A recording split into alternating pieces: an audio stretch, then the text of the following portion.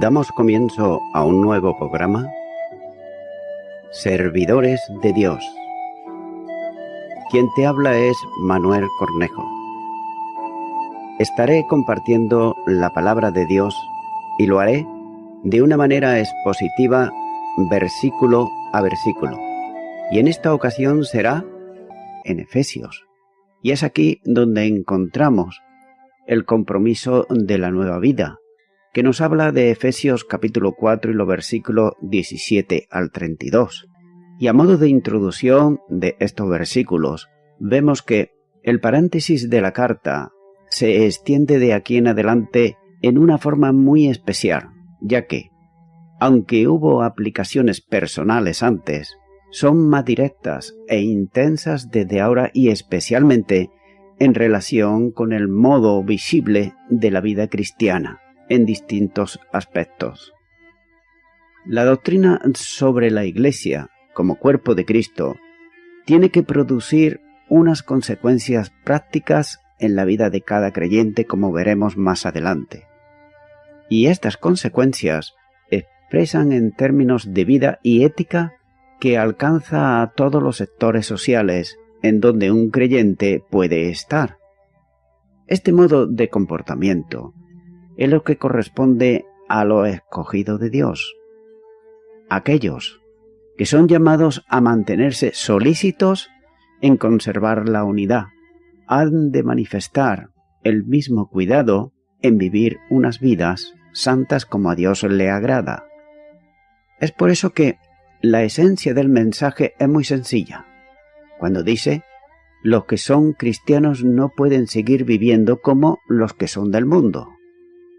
Las demandas son las mismas para los momentos actuales en los días de hoy, no solamente en la época de Pablo.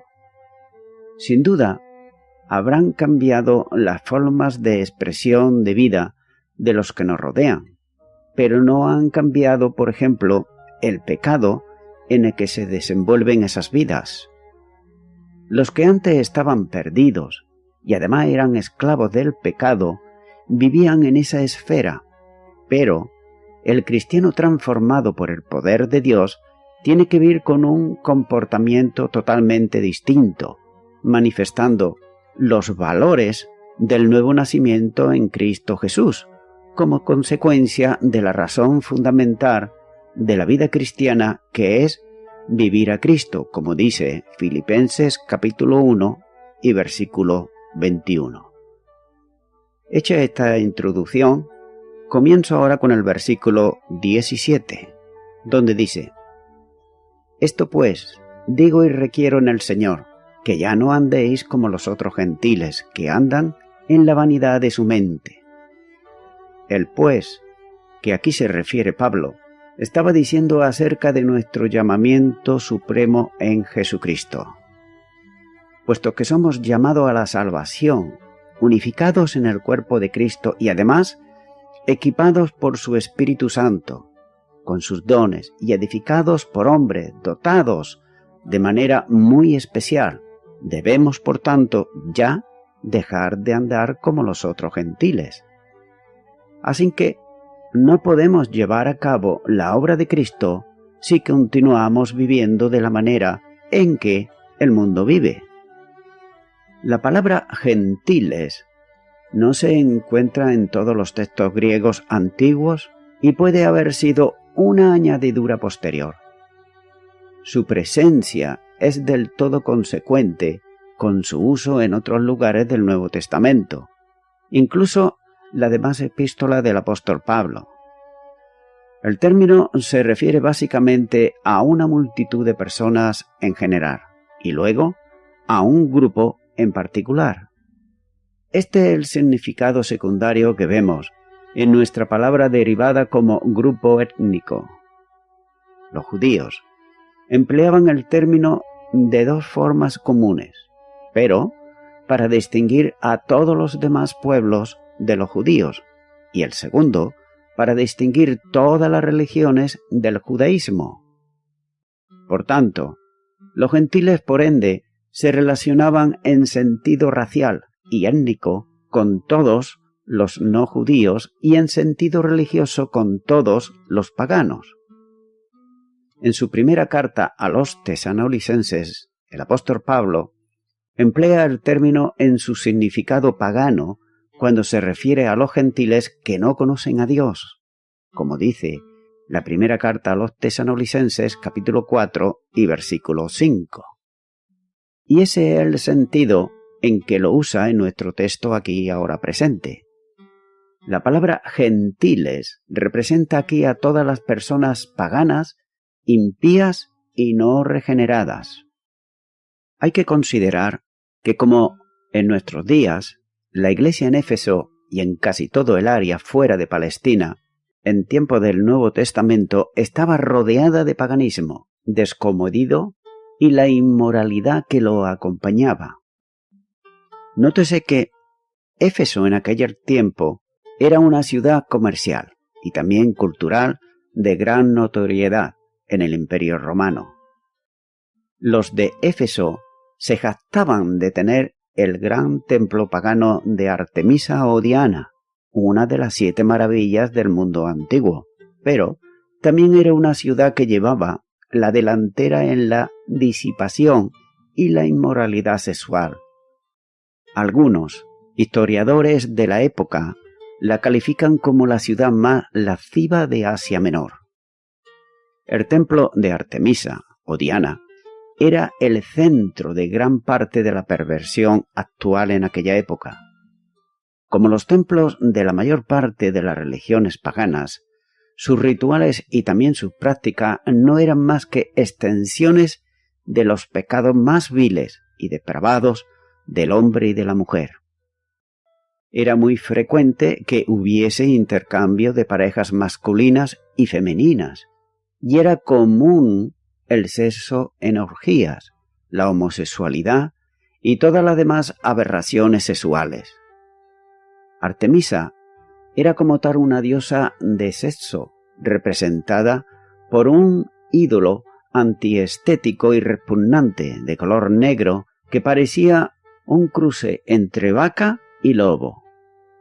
Además, esta diosa, que se hicieron los hombres, era servida por miles de prostitutas, eunucos, cantores, danzarines, sacerdotes y sacerdotisas. Se veía por todas partes ídolos de Artemisa y otras deidades de todos los tamaños y de diferentes materiales. Además gozaban de especial popularidad ídolos y artefactos religiosos hechos de plata.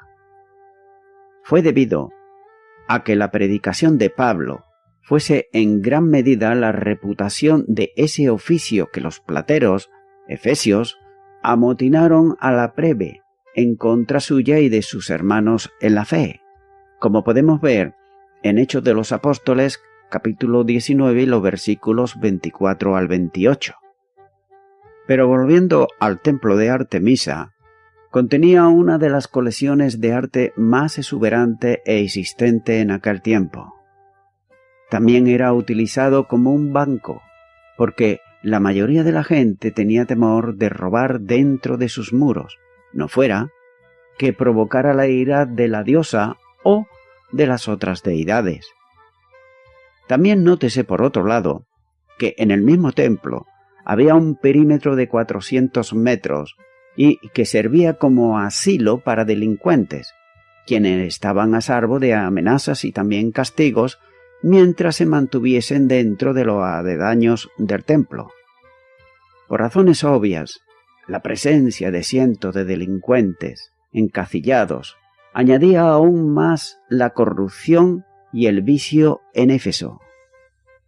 El filósofo griego Erásito, del V siglo a.C., siendo él mismo pagano, se refirió a Éfeso como la oscuridad de la belleza, donde la moral es más baja que la de los animales.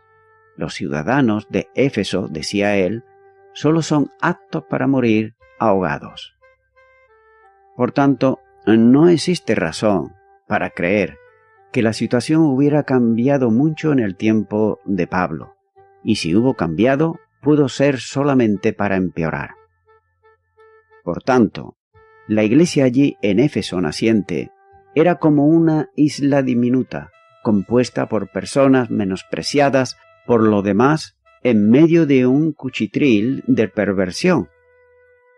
Téngase en cuenta que la mayoría de los creyentes habían permanecido antes al paganismo. Y como era lógico, con frecuencia ellos pasaban por lugares donde antes se desenfrenaban con amigos y paganos en borracheras y lujurias.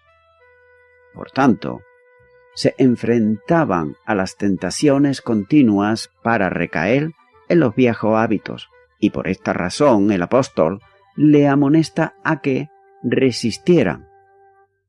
Esto es, pues digo y requiero en el Señor que ya no andéis como los otros gentiles. Por otro lado, el apóstol Pedro dio una palabra similar a la admonición al escribir en su primera carta de Pedro capítulo 4 y los versículos 3 y 4, cuando dice: «Baste ya el tiempo pasado para haber hecho lo que le agrada a los gentiles, andando en lascivias, concupiscencias, embriagueces, orgías, disipación y abominaciones, idolatrías. A estos le parece cosa extraña que vosotros no corráis con ellos en el mismo desenfreno de disolución y os ultrajan». Con base en lo que somos en Cristo y todo lo que Dios ha propuesto y dispuesto para nosotros con sus hijos redimidos y amados, hemos de ser, por tanto, absolutamente distintos del resto del mundo que no le conocen ni le siguen. El sentido espiritual ya hemos dejado el mundo y somos ahora ciudadanos, por tanto, del cielo. Por lo tanto, debemos acatar la exhortación que nos hace, por ejemplo, en la primera carta de Juan, capítulo 2, versículo 15 al 17, donde dice: «No améis al mundo, ni las cosas que están en el mundo. Si alguno ama al mundo, el amor del Padre no está en él. Porque todo lo que hay en el mundo, los deseos de la carne, los deseos de los ojos y la vanagloria de la vida, no provienen del Padre, sino del mundo. Y el mundo pasa, y sus deseos, pero el que hace la voluntad de Dios permanece para siempre». Es por eso que las normas del mundo son erróneas, sus motivos son errados, sus metas son absurdas, sus caminos son pecaminosos, engañosos, corruptos, vacíos y también destructivos. La advertencia que Pablo da no se originó de sus propios gustos o preferencias personales. Cuando él dice: «Esto pues digo y requiero en el Señor», insistí en el asunto de abandonar el pecado y seguir la justicia no es un capricho del predicador o de maestros anticuados, ya que es la propia norma de Dios y su única guía para quienes le pertenecen. Es la esencia misma del Evangelio y está en contraste radical con las normas de los no redimidos. Es por eso que Pablo procede a dar 4 características específicas del estilo de vida impío y pagano que los creyentes deben de abandonar.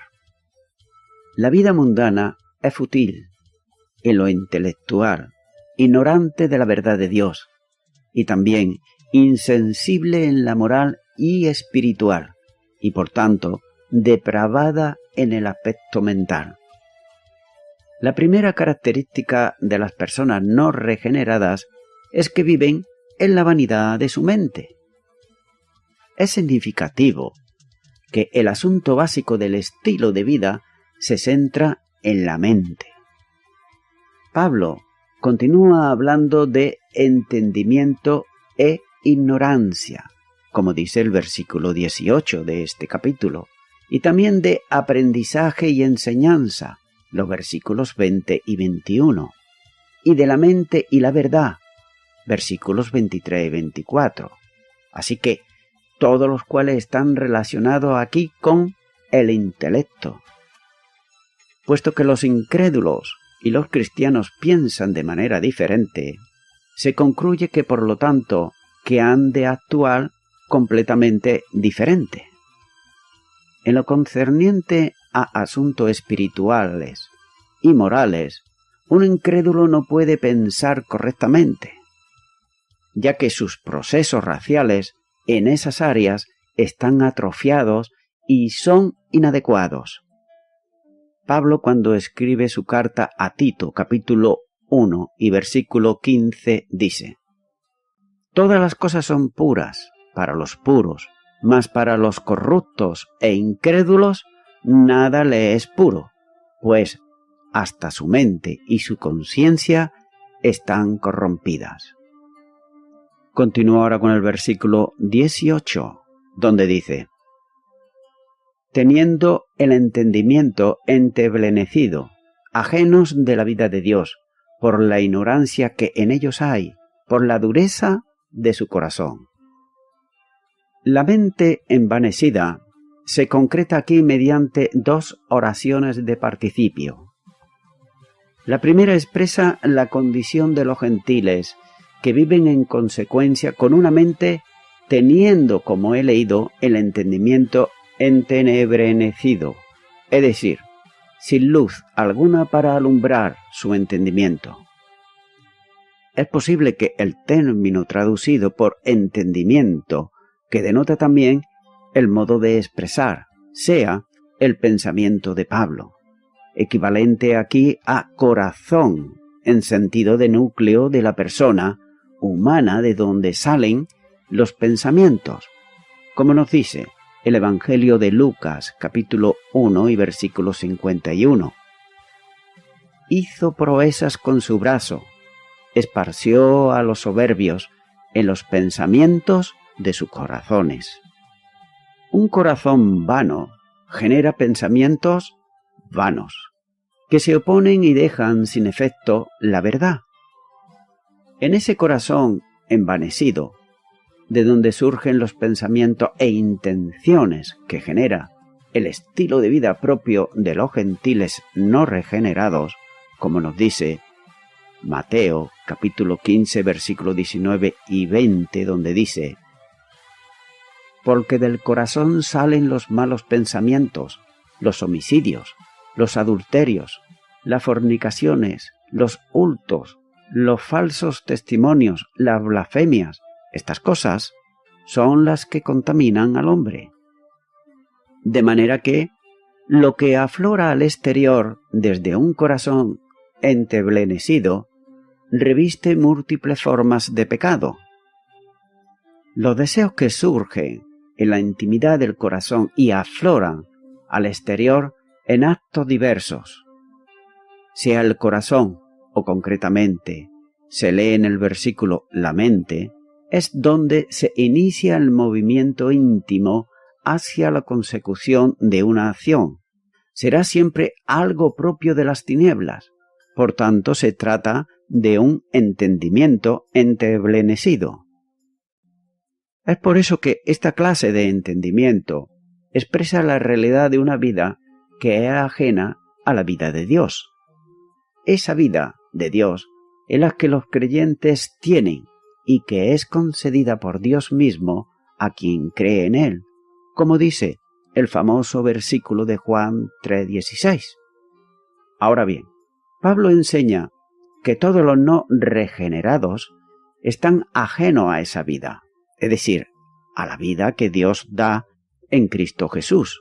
Literalmente están alienados de la vida de Dios.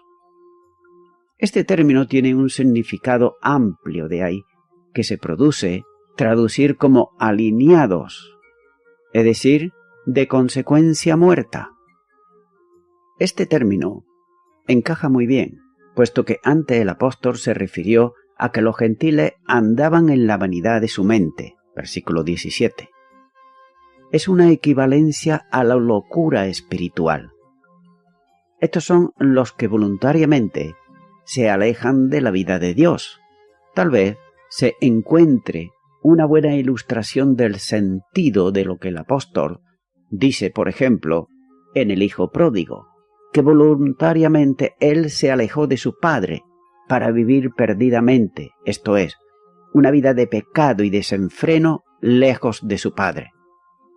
Pero solamente se produjo un cambio, como dice la palabra, en Lucas capítulo 15, versículo 17, cuando el hijo volvió en sí. Estaba, por tanto, alienado, es decir, loco, y volvió a la cordura. La vida de Dios, que es la luz, y se vive en la luz, es extraño para ellos.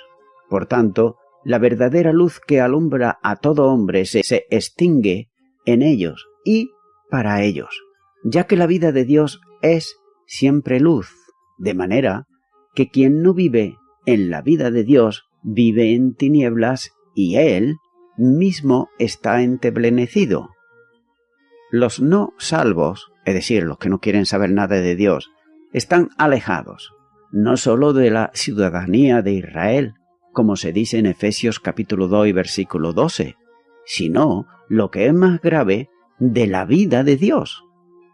Por tanto, sería suficiente la descripción que el apóstol hace del modo de vivir de los gentiles, pero enfatiza todavía más y añadiendo a las dos oraciones del participio otros dos componentes proporcionales, ya se complementan o explican los participios anteriores. Por eso, la situación de su vida obedece primeramente al hecho de que la ignorancia se ha sentado en medio, o mejor aún, se ha hecho parte de su propia existencia, como dice, a causa de la ignorancia que hay en ellos. Precisamente, esa ignorancia los ha conducido a rechazar a Dios, y lo han hecho por sus propios dioses, como nos dice Romanos capítulo 1 y versículos 22 al 23, cuando dice: profesando ser sabios, se hicieron necios, y cambiaron la gloria de Dios incorruptible en semejanza de imagen de hombre corruptible, de aves, de cuadrúpedos y de reptiles. Esta elección del no Dios es sustitución del verdadero Dios, ya que trae una inmediata consecuencia, el alejamiento de la vida y de la luz, juntamente con el endurecimiento del corazón. En la vida de quien no tiene a Dios hay absoluta insensibilidad. El corazón de los tales se compara en la Biblia a un corazón de piedra, como dice en el Antiguo Testamento, Ezequiel capítulo 36 y versículo 26. Es decir, que se hace insensible a todo afecto hacia Dios y hacia su prójimo, viviendo solamente para ellos mismos. El corazón, poco a poco, va endureciéndose a causa del pecado. Y esta dureza de corazón incapacita al hombre para conocer y servir a Dios. El Evangelio de Juan, capítulo 12 y versículo 40, dice: cegó los ojos de ellos y endureció su corazón, para que no vean con los ojos y entiendan con el corazón, y se conviertan y yo los sane. Juan se está refiriendo aquí a Isaías capítulo 6 y versículo 10. Y voy concluyendo ya con esto. En nuestros días, solo los ingenuos dudan de la depravación humana que hay actualmente. Nótese que por un lado las guerras, los conflictos, las delincuencias y el declive moral representan evidencias insosolayables al respecto, es decir, que no decrecen, sino todo lo contrario, que van en aumento. Así que podemos pensar que nosotros somos básicamente buenos, especialmente en comparación con los demás. Sin embargo, todos reconocemos sin titubear que algo falla en el psique humano. Aún así, la mayoría de nosotros no pensamos que las cosas sean tan negativas como se plantean en este texto que acabo de leer. Muchas veces no reconocemos que la vida es inútil, que estamos a oscuras y separados de Dios, que somos además ignorantes y también duros de corazón y estamos entregados de manera descontrolada a la sensualidad y a las pasiones. Por otra parte, tampoco creemos que podamos quitarnos las ropas del viejo ser y ponernos las del nuevo.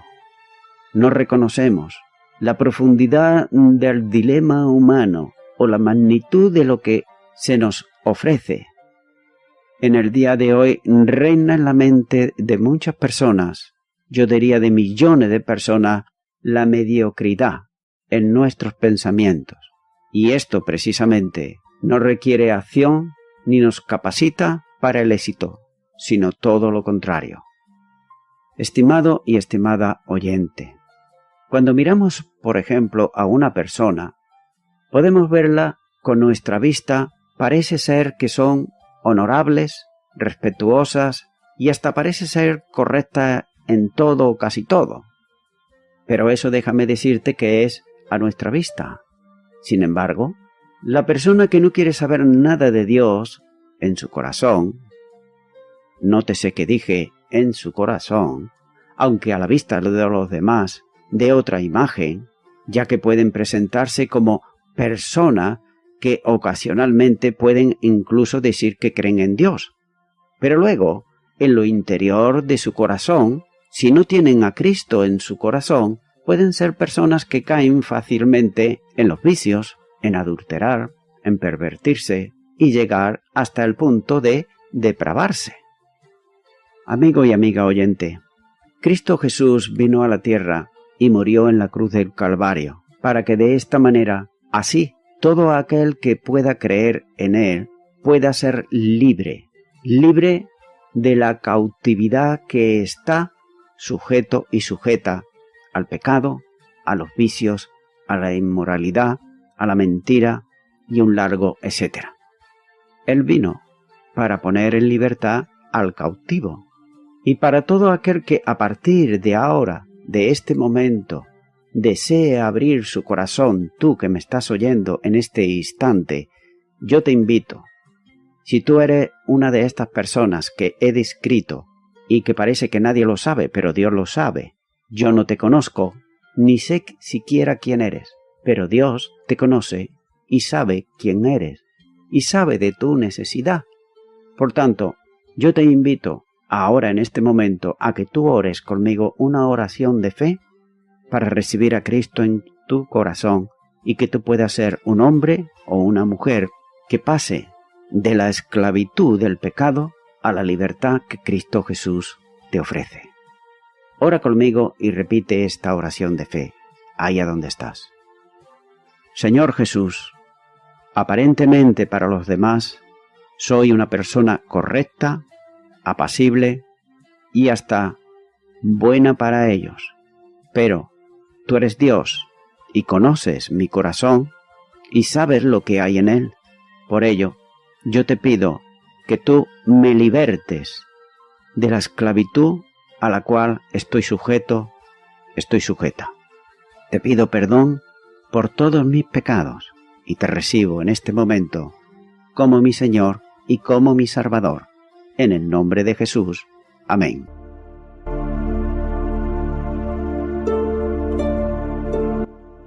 Amigo y amiga oyente, si tú has hecho esta oración de corazón, te recomiendo que comiences a orar a Dios, en primer lugar, en el nombre del Señor Jesucristo.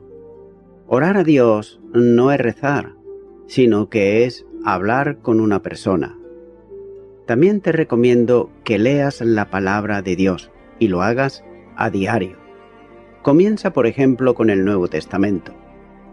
Y también, por último, te recomiendo que para que puedas crecer espiritualmente, te congregues en una iglesia cristiano-evangélica, donde se predique, se enseñe y se practique la sana doctrina y la palabra de Dios.